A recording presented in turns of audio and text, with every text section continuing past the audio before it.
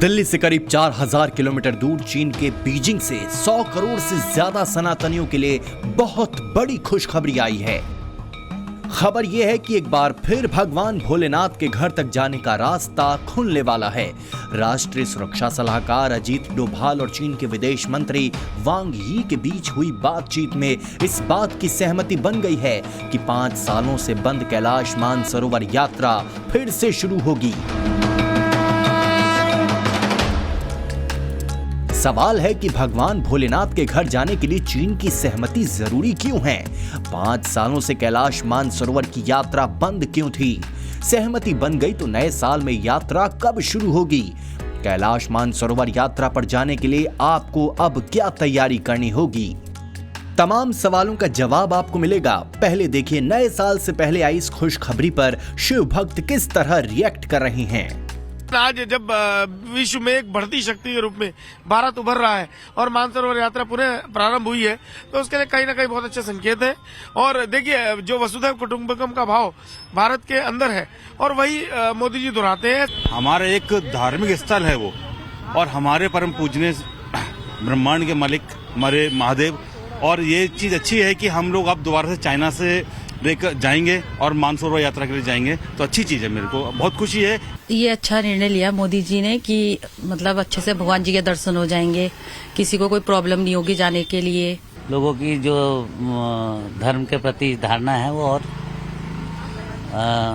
पक्की होगी, और जो है लोग इस तरफ जागरूक होंगे। मानसरोवर यात्रा पहले तो बड़ी दिक्कत से होती थी जी, रुक के जाना पड़ता था। मोदी सरकार का ये जो फैसला है, अब हम चाइना से ही सीधा दर्शन करेंगे, और बहुत अच्छा फैसला है हमारे मोदी सरकार का। शिव भक्तों में भी खुशी की लहर है कि जो है अब फिर से एक मानसरोवर की यात्रा, और जो है शिव भक्तों में भी एक आशा की किरण जगी है। समुद्र तल से 21,778 फीट की ऊंचाई पर स्थित है ये कैलाश पर्वत। स्कंद पुराण में पंच कैलाश को शिव पार्वती का धाम कहा गया है। मान्यता है कि भगवान शिव आज भी कैलाश पर्वत पर निवास करते हैं। भोले बाबा के डमरू की आवाज यहां सुनाई देती है। कैलाश पर्वत को भगवान शिव का निवास स्थान माना जाता है। ये पर्वत तिब्बत के पश्चिमी क्षेत्र में हिमालय श्रृंखला का हिस्सा है। इसकी ऊंचाई लगभग 6,638 मीटर है, जबकि मानसरोवर झील को लेकर ऐसी मान्यता है कि इसकी रचना खुद ब्रह्मा जी ने की थी। ये झील तिब्बत के पठार पर 4,590 मीटर की ऊंचाई पर स्थित है, और यहाँ से कैलाश पर्वत की दूरी करीब 30 किलोमीटर है।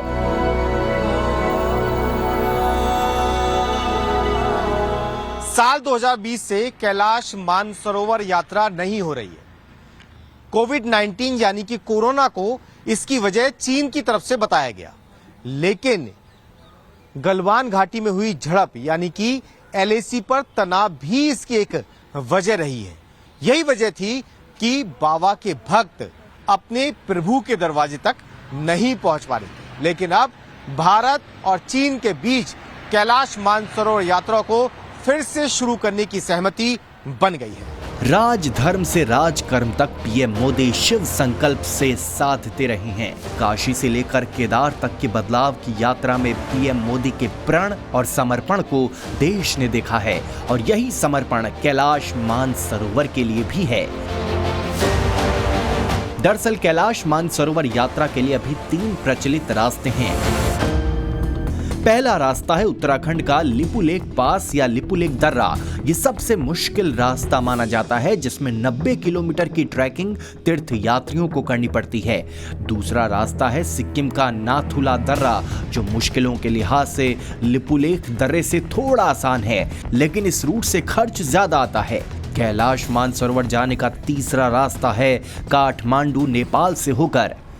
कैलाश मानसरोवर यात्रा करने के दौरान चीन की अनुमति जरूरी है, क्योंकि कैलाश पर्वत तिब्बत में स्थित है।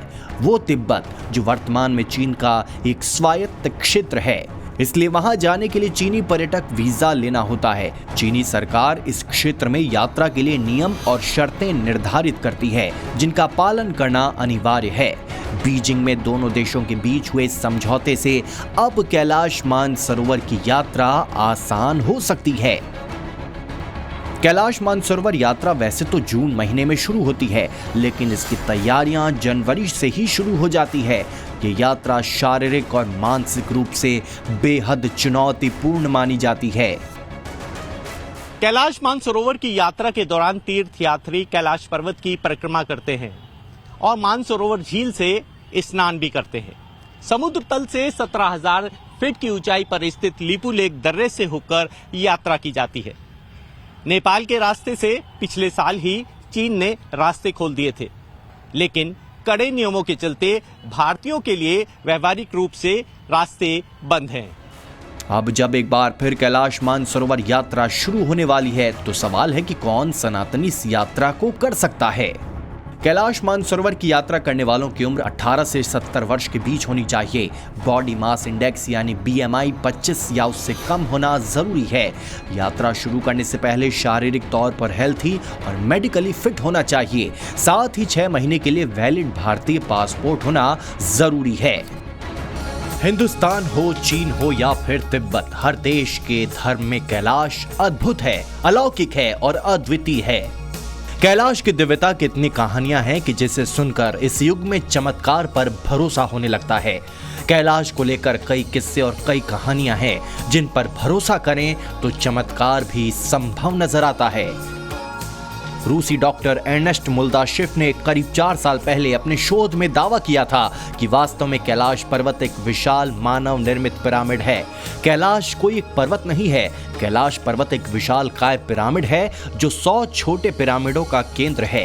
साल 1999 में रूस के वैज्ञानिकों की टीम 1 महीने तक माउंट कैलाश के नीचे रही और इसके आकार के बारे में शोध करती रही। वैज्ञानिकों ने कहा कि इस पहाड़ के तिकोने आकार की चोटी प्राकृतिक नहीं बल्कि ये मानव निर्मित पिरामिड है जो बर्फ से ढका रहता है। माउंट कैलाश को शिव पिरामिड के नाम से भी जाना जाता है।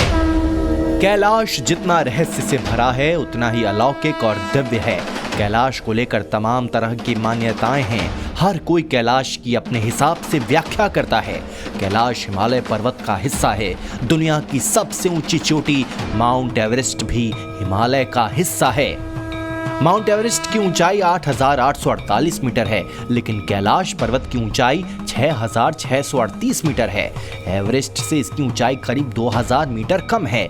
माउंट एवरेस्ट पर अब तक 7,000 से ज्यादा लोग चढ़ाई कर चुके हैं, लेकिन अब तक कोई भी कैलाश पर चढ़ाई नहीं कर पाया। ऐसा बिल्कुल नहीं है कि कैलाश पर चढ़ाई की कभी कोशिश नहीं हुई।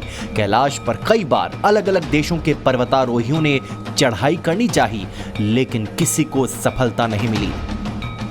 2007 में रूसी पर्वतारोही सर्गेई सिस्टिकोव ने अपनी टीम के साथ कैलाश पर चढ़ने की कोशिश की, लेकिन सर्गेई और उनकी टीम इस चढ़ाई में सफल नहीं हो पाई।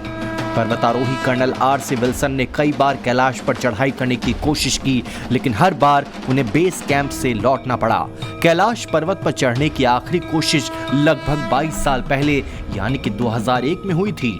चीन ने स्पेन की टीम को कैलाश पर चढ़ाई की परमिशन दी थी, लेकिन इस टीम को भी खाली हाथ लौटना पड़ा। कैलाश पर्वत पर कभी किसी के नहीं चढ़ पाने के पीछे कई कहानियां प्रचलित हैं। मान्यता है कि इस कैलाश पर शिव और मां शक्ति का साक्षात वास है, इसलिए यहाँ कोई जीवित मनुष्य जा नहीं सकता है। मरने के बाद भी महादेव की जिस पर कृपा होगी, जिसने कभी पाप न किया हो, वही कैलाश पर जा पाएगा। कैलाश मानसरोवर की यात्रा आसान नहीं है। चाह के भी हर सनातनी ये यात्रा नहीं कर सकता है। तो ऐसे में